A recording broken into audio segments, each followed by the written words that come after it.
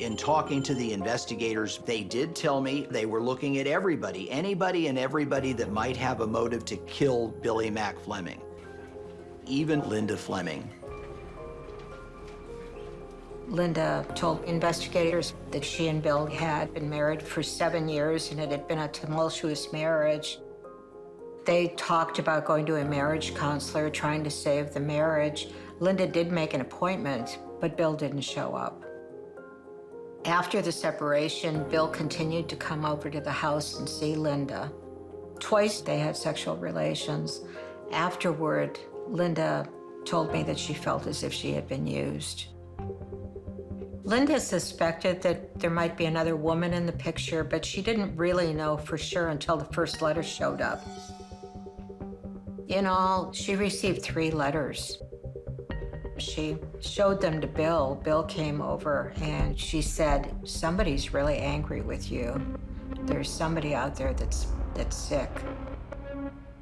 They were seen checking into a motel on March 9th, 1985 at approximately midnight and left the following day at 11:20 a.m.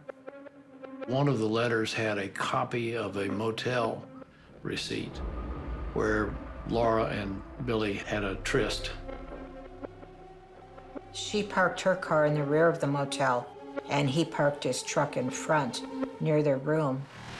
We have pictures to prove the motel situation. There were suspicions about Linda Fleming and her possible involvement in the murder for financial gain and bitterness and anger. All of those elements came together to raise suspicions. Linda's alibi was that she had taught school that Friday that Bill disappeared. She then gave one of the other teachers a ride home and then had to commute back to Halde Zeta, which took more than a half hour.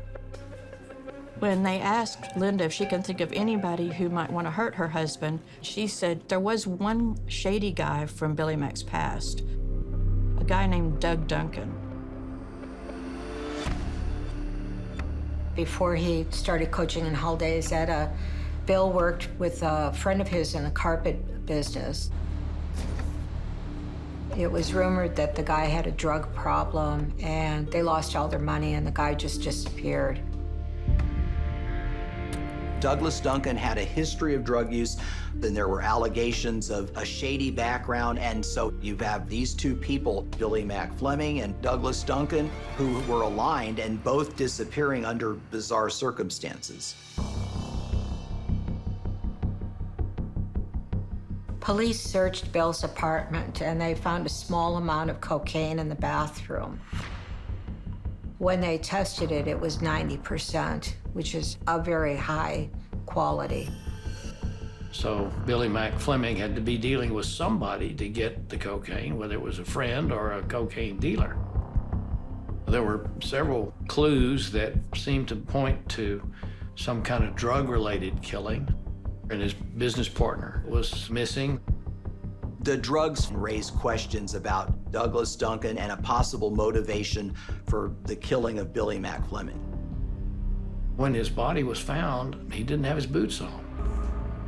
Now that's kind of the signature of a kidnapping, or was, by the drug cartel. They'll take their shoes off. It means they can't run very far.